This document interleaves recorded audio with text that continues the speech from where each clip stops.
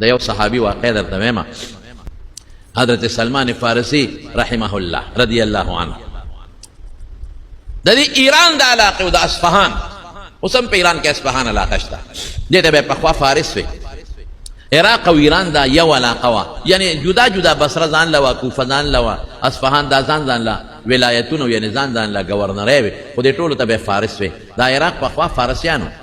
دی په فارسی کې خبرې هم کولې. دا وروستو عرب لاړل او هلته کې اوسېدل. حضرت علي رضی الله عنه دارالخلافه هم یوړه، ډېر عرب لاړل نو دې ژبه بیا عربي وګرځېدل، یعنی دا اصل مخکې فارسیان. دې په خپله وایي زه د اصفهان کې د یو کلي اوسېدونکی وم او زه د پلار نیازبین بچی وم او پلار مې مالدار و پټی یم او پلار مې بت پرستو آتش پرستو د اور عبادت پې کوه. اوس هم په دې ایران او په دې اصفهان علاقه کې بعضې آتش پرست شته، هغې اور بلې او د اور عبادت کوي. او زما پلار په هغه آتش پرستۍ کې هغه حد ته رسېدلی و چې د هغه آتشکدې نګران و، لکه د جومات مشر چې وي، هغه اور باندې د هغه ډیوټي وه، هغه سره خپل لاندې نوکران به و، دې ډیوټي وه چې دا اور رانه مړ نه شي، د هغې اور نه مري تر قیامته پورې، بلې ساتي اور ته خدای وایي. وایي زه به پټو ته تلم راتلم، نو چې پټو ته به تلم نو زمونږ په لاره کې د عیسایانو یو چرچ و، عبادت خانه وه. یو ځل هغې ته ورننوتم چې تورېږه ګورم چې د عیسایان څنګه عبادت کوي. وایي چې لاړم هغوی د خدای عبادت کوم. هغه وخت کې پکې صحیح عیسایان ځکه حضور پاک لا نور راغلی، هغې عبادت کوو یا مې خوښ شو. ما ورته ویل چې زه خو مجوسي ما د اور عبادت کوم، پلار مې مور مې ټول مجوسیان دي. هغې دعوت راکړه چې د اور عبادت ولې کوې، د خدای نیکبختیان ته راشه دې اور کې ګوته ومنډه، تا 20 کاله او 30 کاله د هغې عبادت وکړه. نو اوس خو به یارانه جوړه شوي چې عبادت کې، نو ګوته به دله نه سوځئ، نه ګوته خو سوځئ، نو چې دلته سوځئ نو قیامت کې به رې څنګه نه سوځئ. دا ستاسو عقل. وایي خیر د هغې دین مې خوښ شو او زه عیسایي شو. هغه وخت کې به عیسی علیه السلام ته پیغمبر وي او الله به یو ګڼه او د عیسی علیه السلام ته د خدای زوی نه وي، شرک به نه کوم. عیسایي شم چې تلم به بیا به هغه ګرجې ته تلم، چې راتلم بیا به راتلمه. وایي ما ورته وایي چې ستاسو مرکز کوم ځای دی؟ نو ما ته په شام کې یو ځای وښو چې هلته زمونږ مرکز دی، لوی مولا ستاسو پادري هلته ناست دی. وایي ما وایي چې ستاسو قافله کله ځي ما ته به وایه، نو زه به شام ته ځم. بس د دین په طلب کې ما سوچ وکړو چې دا پلار خو دلته ما اوس نه، او پلار رانه خبر شو، پوه شو، شکي شو را باندې چې ته خو د ګرجې ته دی راځې، خلک خو الوی. نو پلار را ګیر کړم او ښې ووالم چې ښه به د ما پلار نیکه دین پرېږدی او بل دین لمه دی، او زه په دین کې کم مقام لرم، زه د دې ټولو مجوسیانو مشر یم، دا تشکدې چې اور بلیږي د هغې نګران انچارج، نو ته به بل دین بدلې. وی ډېرې ووالم. وی پلار را باندې شکي شو چې دی ونه تښتي، نو زه یې وتړلم، خپو ته یې راله زنځیرونه واچو. وی خیر ما خو ویلي چې دا بادشاهي هم پرېږدم، د پلار د کور دا مشري او دا مالداري او دا هر څه نیازبینتوب او د الله د دین په تکل کې وځم. وی چې قافله شام ته تله، وی ما له اطلاع راکړه پټه غوندې. وی ما هغه زنځیرونه منځیرونه مات کړل او زه هغه قافلې سره لاړم شام. د کور مې پرېښو. ګوره د دین دپاره دا سخته شو. دا د هغه وخت لا رسول الله مبارک نشته، دا د هغه سوچه دین په طلب کې روان دی چې مجوسیت پرېږدم، یو الله نیسم او یو عیسی علیه السلام د خدای پیغمبر منم. هغې دپاره ما تکلیف برداشت کړ، پلار مور مې پرېښودل، کور مې پرېښو، ځمکې پټي نیازبین جون دا مې پرېښو، لاړم شام. وی چې هلته لاړم، وی هلته یو پادري و هغه سره دیره شوم. وی ډېر ښه سړی و، ډېر نیک سړی و. ما یې خدمت شروع کړه، ځکه زه پردی مسافر وم. وی اتفاق دا و چې هغه بوډا و، مړه کېده. وی ما ورته وی چې ته خو وفات کېږې، ستا نه پس زه چېرته لاړ شم. ټوله قصه مې ورته کړې وه چې دغسې زه مجوسي وم، پلار مې مجوسي و او ما عیسایت اختیار کړه. وی ما ته یې وی چې زه مړ شم نو پلانکۍ علاقه کې یو بل پادري دی، هغه له لاړ شه، د هغه خدمت کوه. وی چې دی مړ شو او دی مونږ ښخ کړه، نو زه هغه بل پادري له لاړم. وی ښه سړی نو، د خلکو نه به یې پیسې اخېستې، به یې جمع کولې، د ځان نه یې د قصد ازبر جوړ کړی و او میانځ کې سړی پوره ریاکار او فاسق و. خیر بوډا و، ډېر زیات بوډا و. وی اتفاق دا دی چې دی مړ کېده، نو ما د ده نه تپوس وکړو چې ستا نه پس چېرته لاړ شم. وی هغه راته یو بل پادري وښو. خیر په 100 پادریانو زه وګرځېدم، بوډاګان به پادریان. وی اخري یو پادري له لاړم. ما وی چې ته خو هم بوډی او ته مرې، ستا نه پس چېرته لاړ شم. وی هغه ما ته وی چې زمونږ عیسایت خراب شوی دی، اوس څوک عیسی علیه السلام ته خدای وایي او څوک ورته د خدای زوی وایي. نو که زه مړ شم نو بس بل خوا مه ځه، بل خوا مه ځه، د آخرې زمانې د پیغمبر انتظار کوه. دا هغه وخت دی مونږ ته د کتابونو نه معلومه ده، د نښو نه مونږ ته پته ده چې نبي آخر الزمان د آخر زمانې پیغمبر را روان دی دنیا ته. بس هغه له ورځه او په هغه ایمان راوړه. ما وی زه به یې په څه پېژنم؟ نو ما ته یو څو نښې وښولې. وی یو نښه دا ده چې دی به په شګلنه علاقه کې پیدا کېږي او بیا د هغې نه به د کجورو وطن ته هجرت کوي کومې علاقې ته چې هجرت وکړي کجورې به پکې ډېرې او درېیمه دا چې هدیه به قبلۍ او خوري به او صدقه به قبلۍ خو خوري به نه او پنځمه دا چې د دواړو اولو په منځ کې به یو مهر نبوت لګېدل بس وی ما خپل تجارت او کاروبار شروع کړ ما له الله څخه ګډې چیلې راکړې ابا مې سرولې په هغې به مې خپل ګذر اوقات کو او دا معلومات به مې اخیستل چې کوم ځای به خلک وایي چې د آخرې زمانې پیغمبر راغی ځکه ده ماته وی راځي به دی پادري وی دا پادري مړ شو ګډې چیلې به مې سرولې وی دې کې یو پروپیګنډا اواره خوره شوه چې په مکه کې یو سړی دی او د پیغمبرۍ دعوی کړی زه دې علاقه کې چې ځوم یو قافله وه د مکې ما دې تپوس وکړه د کوم ځای وی چې موږ د مکې یو هلکه ما اورېدلي دي چې ستاسو په کلي کې یو سړي د پیغمبرۍ دعوه کړې ده او کړې ده دا کلي م څنګه دی وی هغې وایي چې زموږ علاقه ټولې شګې دي او کاڼې دي بس ما وی یوه نښه خو ټیک ده ما ته خو پادري ویلي چې د کاڼو د شګو علاقه کې به پیدا کېږي علاقه د شګو د کاڼو ده او د هغې نه چې مې تپوس وکړه نو هغه خبرې هم داسې کولې د حضور پاک اخلاقه چې زما یقین د هغې کې دا دی نو ما وی چې زه ځم مې تاسو به مکې ته کله دی په پلان کې ورځ ما به ځان سره بو نه دی به بالکل بری بوځو هغې روان شي خو به قافلې وې ورو ورو به تلل په لاره به تجارتونه کول په میاشتو کې به ځای ته رسېدل وایي ما خپله کډه کوډه خپلې ګډې چیلیر سره ونغښتل او روان شوم ورسره وایي هغې ظالمانو ما سره ډېر ظلم یو ځای کې زما نه ټول سامان واغېسته او زما ګډې چیلې هم قبضه کړې او یې زه ونیوم او په منډی کې خرڅ کړم چې دا زمونږ غلام ما چغې والې چې زه غلام نه یم زه اصیل یم خو خیر نه مې خلکو منله او نه هغوی منله ډېرو زه یو یم خرڅ یې کړم ځکه اوس چې دا خلک هلکان یې غوا کړي او بیا یې په دې خانه بدوشو خرڅوي خانه بدوش څوک پیسه کوي څوک پیسه کوي او څوک پیسه کوي دا قرنګې دې خرڅ کړم په منډی کې د غلامانو دوا ما په سترګو اوښ کې قلارې نه شوې جړه مې شروع کړه چې خدایه داس کم ازمایش کې گیر شم خدایه ما خو هغه باطل دین پرېښو او سوچه دین مې اختیار کړ او ما خو زه به د آخرې زمانې پیغمبر له ځان رسوم اوس خو پردې غلام یم اوس خو نه شم غلام تښتېدی به هم نه شو چې کوم غلام به وتښتېد مړکو به اوس خو زه ته تښتېدی هم نه شم خپل اختیار هم د غلام نه چې مالک به ورته وي ودره دې کور نه نوته به ګنې نه به وته او خدمتونه به یې پرې کول خدایه د بادشاه جون رانه لاړ د پلار نیازبین جوندو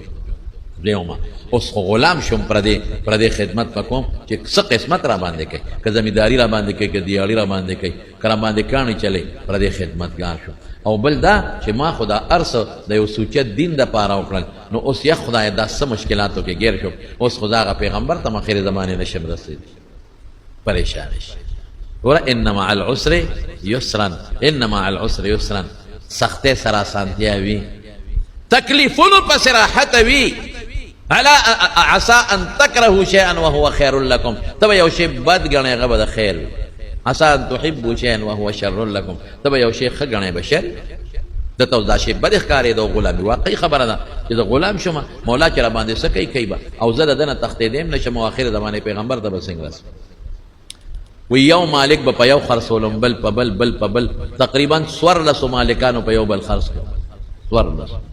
اخیری چې چا واغېسته هغه د مدینې منورې یو یهودي و مدینې ته ورسېد ګوره الله ته اوس لارې ورته ورو اسانه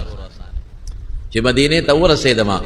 دې کې یو ورځ ما په پټو کې په بوټو کې خدمت کو ځکه غلام او دې کې چغې جوړې شوې چې د آخرې زمانې پیغمبر راغی مدینې ما چې سوچ وکړ چې دا به همغه ځکه وي چې لومبی نښم پکې پیدا شوه چې د شګو د کاڼو وطن کې پیدا شوې دی مکه دویمه نښم پکې پیدا شوه چې هجرت یې وکړه هغې وطن ته چې هغه د کجورو وطن دی ما ته پادري ویلي دا خو د کجورو وطن ته راغی قبا کې حضور پاک صلیرې صورت تقریبا دیرو نو ما ویورېږه نورې نښې پکې ګورم نو ما خپل مولا ته ووې چې ما له لږې کجورې راکړه په کار مې دي وی یو څه ما سره مینه وه د مولا ما یو تال د کجورو ډک کړ حضور پاک په قبا کې و هغه له مې یوړه ما ورته مخې ته کېښو ما وی د الله رسوله دا صدقه د خیرات کې ورته مونږ وی ما ته خو پادري ویلي چې صدقه به قبلۍ خوري به نه ما دا صدقه ده وی کې دا سلمانه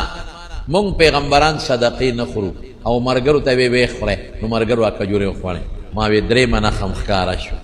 صدقه قبلې مرګرو لورکې خورينا وی بیا مې د مالک نه نورې کجوري غوښته چې لګرا وی واخله وی کاسه مې ډکړ کړو حضور پاک لمه یاونه مخه ته مې کې خو د مقص قبا کې ما وی د الله رسوله دا کجوري مې درته وروړي دي دا هدیه تحفه ډالې وی کې د سلمانه مونږ تحفه ډالې خورو وی په خپل هم کجوري خوړې په مرګرو یې مخ خوړې ما وی پادری کې راته سلوره منه کړې وا هغه معلومه شو ډالې تحفه خوري او قبلې اوس پینځه منه خګورم چې د دواړو علومینس کې به مهر نبوت وی شاته تاویدم را تاویدم غد خو مې نشو کولی وی حضور پاک را باندې پیش و خيار دی وی صادر یې په سر و د کمیس په ځای صادر هغه صادر مبارک یې ښکته کړ وی د دواړو اولو منځ کې مهر نبوت هغه مې ولیده د کمترې د اګې عمره یو وړه غوندې غوټه هغه مې ولیده او پې ور پرېوتم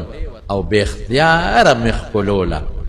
او ډېر مې وجړل پوه شوم چې نښې خو په ټولو په ده کې دي چې کمې ما ته عیسایي پادري ښولی او د آخرې زمانې پیغمبر خو هم دی نو ما وجړل ډېر زیات مې وجړل چې هم ستا په تکل کې زه غلام شم پردې نوکر شم ګډه چیلی لاړې ما وې زه به تا څنګه مونم خو خدای پاک راته وښوله خدای هغې ځمکې له راوستمه چې کومې ځمکې ته به تا هجرت کوم حضور پاک د مټونې وم ځان ته را مخکې کړم او ډېره زیاته مینه یې را سره وکړه قسم په خدای زمونږ مبارک پیغمبر کې ډېره مینه وه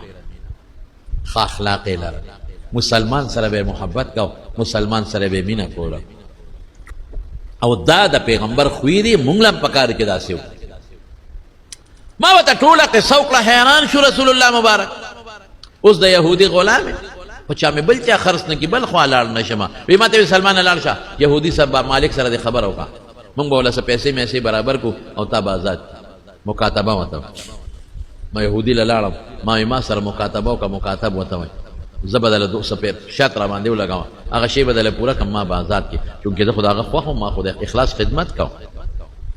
نو ما ته نه خرڅولم خو چې اوس هم چې څوک چې نه خرڅوي نو داسې قیمتونه وایي چې هغه د اخیستوني ما ته وی ښه بلکل به دې خرڅ کړم خو په یو شرط یو دا دی چې ماله به یو مقدار د سرو زرو یاد کړه چې دومره سره زر به راکړې او دویم دا چې ماله به کجورې باغ کرې نو چې هغه باغ کامیاب شي او میوه وکړي نو هله به دی ازادو بس ما وی سلمانه دا خو یو هم نه کېږي ما سره سره درکړم او کجوره چې وکرې او میوه کوي په هغې کې خو ډېره موده لګي رالم رسول الله مبارک ته مې چې صاحب کار ونه شو ولې داسې شرطونه یې ولګول چې هغه زما د وسه بار دی چې ما وی رسول الله مبارک وفرمایل ورشه شرط به سره ولګوه الله به خیر کړي ما صاحب دا بس وی ته پرېږدم وی لاړم مالک سره مې شرط ولګه شرط ولګې وی سمو د پس حضور پاک ما پسې سړی راولګه چې راشه ورلم وی چې اوله سره زر رالیږلي مال یې راکړل چې ورشه دا د مولا ته وتله ما صاحب دا خو لږ دي وی ته یو سا هلکه سره زر بچو ورکې څوک اوس غلام له مسلمان له به ورکې نه لیکن د حضور پاک پړه کې د یو سړي د ایمان څونه قدر د یو مؤمن مسلمان څونه قدر سره در مې یوړل مالک ته مې ورکړل ها دا واخله تا دو شرط او یو پکې سرو چې هغه په تلو تلو اقم رو ختل چې څومره د هغه شرط د حضور پاک معجزه یو شرط پوره شو وی ما ورته وی چې ما ته ځای وښایه چې بوټي د لو کړم چې میوه وکړي تا راته ویلي دي وی ځای راته وښو د کجورو قسم یې م راته وښو تخمونه بوټي راکړل وی حضور پاک ته مې وی راغی وی په خپلو مبارکو لاسو یې په هغه ځای کې هغه کجورې ښخې کړې وی کال له ټولو کجورو میوه وکړه بغیر د دوو بوټو نه ټولو میوه وی چې میوه ونیول اول کچه نیسي نو حضور پاک لرالم چې صاحب بوټو خو کامیاب شو غټ شو په لږ ساعت کې او میوه ونیوله دانه او دوه پکې دانه لا نه ده کړې وی چې راغی صحابه ورسره چې دا ولې عمر صاحب وی چې دا تا کرلې دا دوه پکې ما کرلې دي نو رسول الله مبارک هغه دواړه بوټي وایستل واپس نور یې د هغې په ځای وکرل هغې دوه هم ورسره په هغه کال میوه وکړه دا د حضور پاک معجزه آزاد یې کړه ان مع العسر یسرا د دین د پاره چې تکلیف تیر کې د ګناه نه نو الله به درته اسانتیا پیدا کوي او ډبل اسانتیا به پیدا کوي وګوره پلار یې پرېښو چاله راغی رسول الله مبارک لره تکلیفونه رالل پکې میانس کې لیکن حضور پاک لراغی ایمان ور نصیب شو او ټول عمر یې د حضور پاک خدمت وکړه او په مدینه کې هغه سره اوسېد او رسول الله مبارک سوی د سلمان په شا یې لاس کېښود یو ځل یې وفرمایل इन ततवल्लौ यस्तब्दिल कौमन गैरकुम सुम्मा ला यकूनु अमसालकुम। वे कि तासु د ایمان تشاکړه صحابو ته وي تاسو په دې به خدای بل قوم راوړي، ستاسو په شان بني ستاسو نه بخي. صحابه وی چې زمونږ په دې بل قوم الله را لګي به څوک د سلمان فارسی په شای لاس کې خوده وی دی به یو د قوم وي، دی به او د قوم وي. او یک دین سوریا ستوري ته ورسیږي، سوریا ته لنا له رجال من فارس. دا سلمان فارسی ته او د فارس علماء ته اشاره ده که ستوري ته ورسی سوریا ته د دې سلمان دا قوم به واپس راکوس. څومره لویه مرتبه خدای پاک ورکړه. اوهو सो गाइस, पहले वाले एपिसोड में हम लोग विलेज तक पहुंचे थे और मैं बहुत ज़्यादा खुश थी कि हम लोग विलेज तक पहुंच चुके हैं और मुझे एक विलेज मिल चुका है। अब जो हमारा जो विलेज है उसके आसपास हमने अपना घर बनाना होगा और फिर हमें ऊपर महल तक लेके जाना होगा घर पर। सो अभी करते हैं आगे कंटिन्यू।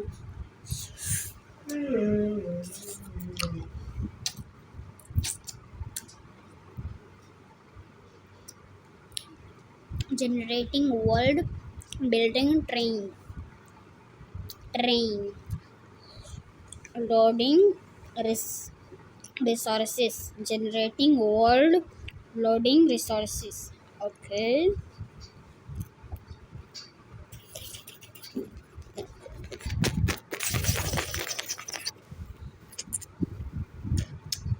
अब मैं लॉलीपॉप खा रही थी नहीं खा रही हूँ।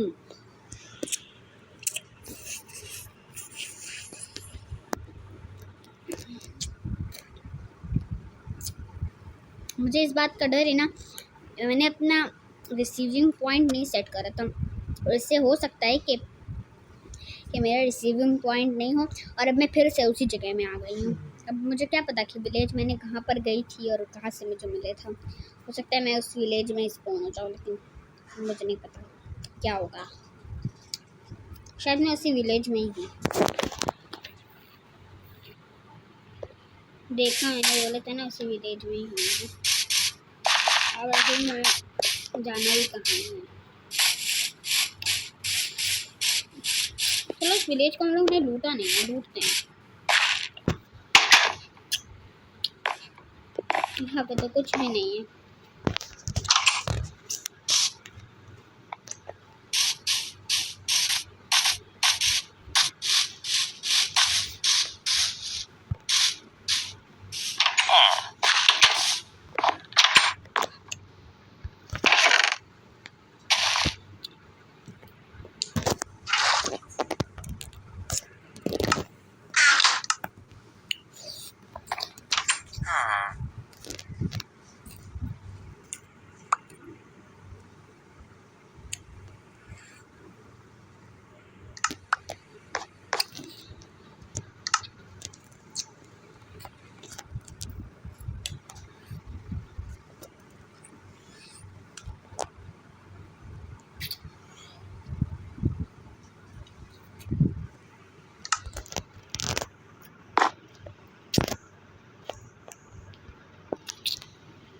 This is the iron block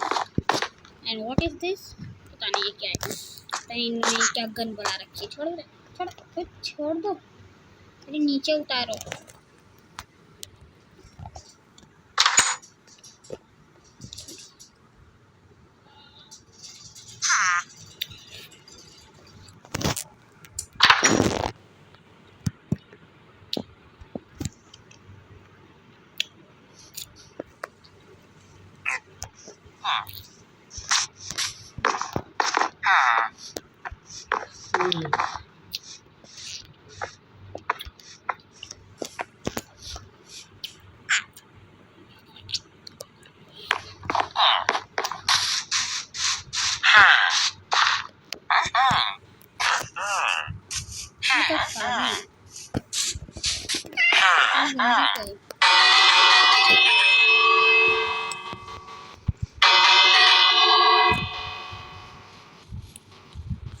अरे वाह, ये बचाते ही सारे अपने घरों में चले गए। मजेदार घंटी थी।